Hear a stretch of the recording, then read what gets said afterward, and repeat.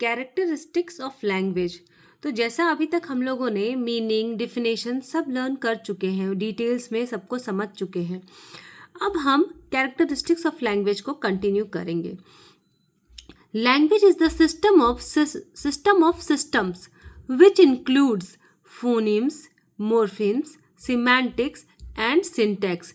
तो देखिए, सबसे पहले इन सबको अलग अलग समझा दें। हम लोग फोनीम्स के बारे में समझे थे, मॉर्फिम्स समझे थे। फोनीम्स मतलब कि फोन पे हमें क्या आवाज़ सुनाई देता है, हम फोन पे किसी से बात करते हैं, जरूरी तो नहीं है कि वो हमारे सामने है, तो हम उनके आवाज़ सुन के समझते हैं कि साउंड आ रहा है कुछ किसी से बात करने का। तो फोनीम्स जब भी आए तो हम साउंड समझेंगे। मोर्फिम्स में हम एक कंप्लीट यूनिट को समझेंगे जो कि एक कोई भी मीनिंगफुल वर्ड हो सकता है। सिमेंटिक्स का मतलब होता है भाषा का ज्ञान। जब लैंग्वेज का इंफॉर्मेशन लैंग्वेज समझ में आने लगे वो होता है सिमेंटिक्स। एंड सिंटैक्स एक यूनिक स्ट्रक्चर की जो हम लोगों ने पहले भी बात की थी। कहने का मतलब है subject plus verb plus object.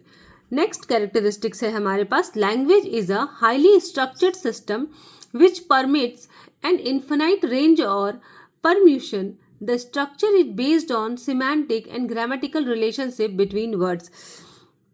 बोला जा रहा है कि एक इस तरीके का सिस्टम है, स्ट्रक्चर्ड सिस्टम है, जिसमें कि भाषा है, बहुत सारी भाषाएं हैं, लेकिन जब तक उसको ग्रामेटिकली हम करेक्ट नहीं करेंगे, सही शब्दों का सही जगह पे उपयोग नहीं करेंगे, तो हम वो भाषा समझने के लिए लायक नहीं है।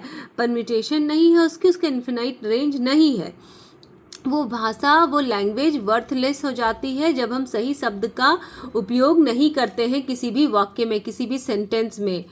नेक्स्ट है हमारे पास, language makes use of non verbal languages और बॉडी लैंग्वेजेस और silent languages for an effective communication और verbal interaction. It's mean to say कि कोई भी लैंग्वेज हम जो भी कह रहे हैं और जो हमारा जेस्चर शो हो रहा है, जो हमारे साइलेंट लैंग्वेज की तरफ से एक्सप्रेशन बता रहा है। मैंने पहले भी एग्जाम्पल दिया था। आपसे कई बार लोग पूछते हैं कि आप कैसे हैं, आपकी तबीयत कैसी है। हो सकता है कि आपकी तबीयत ठीक ना हो, समटाइम्स ऐसे होते हैं, लेकिन आप बोलते हैं कि no I am feeling well, तो सामने वाला जो भी ऑब्जर्व करता है आपको देख करके वो डिटरमाइन हो जाता है कि नहीं, इसकी तबीयत शायद ठीक नहीं है, बट ये इन जनरली बोल रहे हैं कि I am feeling well. Next one we have, language is a system of phonetics, grammar and vocabulary which themselves are a system. Language is the science or knowledge of alphabets, words, sentence and grammatical relationship between words.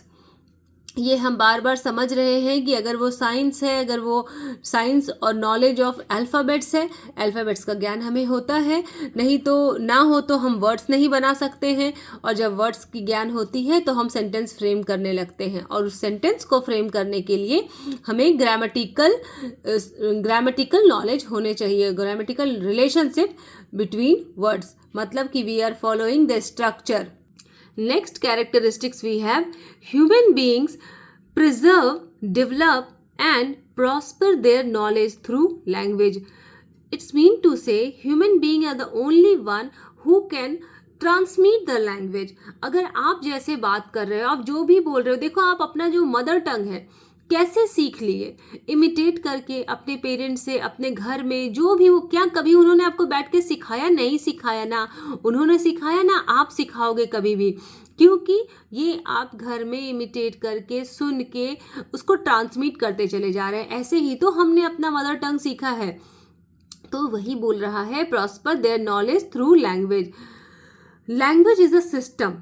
अब थोड़ा detailed characteristics, आप इसको nature भी consider कर सकते हैं कि एक लैंग्वेज का क्या नेचर, अगर आपसे क्वेश्चन पूछा जाए कि what is the nature of language, जैसे कि कैरेक्टरिस्टिक्स, नेचर, ये सब बहुत कॉमन क्वेश्चंस हैं, तो आप अगर कैरेक्टरिस्टिक्स और नेचर कहीं पे भी इस आंसर को आप प्रॉपरली यूज़ करके अपना एक अच्छा आंसर नोट्स बना सकते हैं। तो लैंग्वेज इज अ सिस्टम। हमने समझा कि सिस्टम का मतलब, देखिए बार बार हम क्या कहते हैं कि जब तक एक हायरार्की मेंटेन नहीं करेंगे, जब तक एक फॉर्मल पैटर्न नहीं मेंटेन करेंगे, हम उस चीज़ पे काम नहीं कर सकेंगे। वैसे ही बोला जा रहा है कि ये जो लैंग्वेज सिस्टम है, language is a complex whole. तो इसको बहुत ही आसान तरीके से हम ये समझेंगे कि जैसे हमारे ह्यूमन ऑर्गन्स हैं, पूरी बॉडी है हमारी, सब अपने आप में अलग है, लेकिन काम फंक्शन सब एक साथ करते हैं। Similarly the system of language functions through sound, words and structure. तो इसको डिटेल में आप पढ़ लीजिएगा। देखिए एक बार मैं रीड कर दे रही हूँ ताकि आपको और अच्छे से समझ में आ जाए। Language is a complex whole like the human body. The system of the body functions through different organs such as the heart, lungs, brain, ears and eyes. These different organs are interconnected and work in coordination.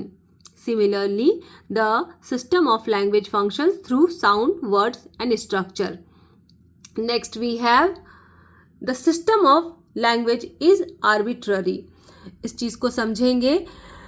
There is no necessary relation between the word and the objects it stands for.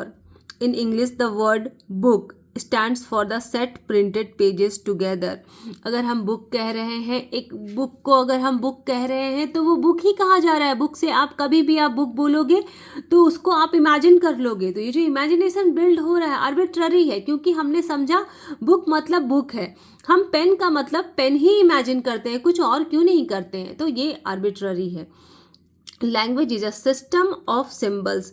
तो इसको बहुत not cell में समझाने की कोशिश कर रही हूँ, आपको क्लैरिफाई हो जाएगा। बहुत सारी बातें, ज़रूरी नहीं है कि हमारे पास शब्द ही हो, हम कई बार सिंबल से भी सब कुछ समझ जाते हैं। तो देखिए क्या बोला जा रहा है कि a symbol is a representation of something. Symbols are use while crossing the roads. तो आपने देखा होगा जब हम रोड क्रॉस करते हैं, कहीं पे भी जहाँ पे ट्रैफिक रहता है वहाँ पे लिखा रहता है, कहीं पे भी रोड क्रॉसिंग के टाइम में जो सिम्बल्स है वो सब कुछ मेंशन रहता है। आपको red light, green light, yellow light आप सब जानते हैं। तो ये सब क्या था? सिस्टम ऑफ सिम्बल्स, जो आप सिम्बल से समझ जा रहे हैं। Language is a symbolic and vocal. तो the language word itself comes from the Latin, मतलब लिंगुआ। तो आपको ये लर्न करना बहुत ज़रूरी है। ये तीनों पॉइंट यहाँ पे नेक्स्ट में आपको लिखाया गया, इसको लर्न करना एक्सट्रीम नेसेसरी है जब भी आप लैंग्वेज के बारे में पढ़ रहे हैं। तो लैटिन मतलब लिंगुआ, जो लिंगुआ मतलब लैंग्वेज को हम लोग लैटिन भाषा में पहले लिंगुआ कहते थे। And the its original meaning is that which is produce with the tongue. मतलब जो हमारे टंग से प्रोड्यूस हो रहा है वो हो गया लिंगुआ, वो हो गया भाषा। जब हम अपने भाषा को बोलते हैं ना, इसकी भाषा कैसी है, मतलब जो हमने अपने टंग से प्रोड्यूस किया। नेक्स्ट वी हैव, देखिए नेक्स्ट हम प्रोसीड कर रहे हैं, analysis of English language with reference to its substance, form and context. The English language can be analyzed through their major dimensions. तो हर चीज़ का, हर एक पैटर्न का, हर बात का एक डायमेंशन होता है, और उस डायमेंशन का मतलब है कि उसी डायमेंशन के अंदर वो काम करता है। तो क्या डायमेंशंस है? सब्सटेंस है, फॉर्म है, कॉन्टेक्स्ट है। तो these dimension helps us understand how language is expressed. It is the actual fact used to communicate. Number 1 substance we have phonic substance. Phonic substance हम बार बार पढ़ रहे हैं, सुन रहे हैं, समझ रहे हैं कि जहाँ भी फोन आए, साउंड आए, वो फोनिक्स है, फोनेम्स है। Spoken sounds produced by the speech organs, that is conversation speech. तो आज के लिए इतना ही। इसके बाद मैं कंटिन्यू करूँगी कि नेक्स्ट फॉर्म्स क्या हैं, कॉन्टेक्स्ट क्या हैं। Thank you so much for watching this video. आपको जो समझ में ना आए कमेंट बॉक्स में आप मैसेज कर सकते हैं।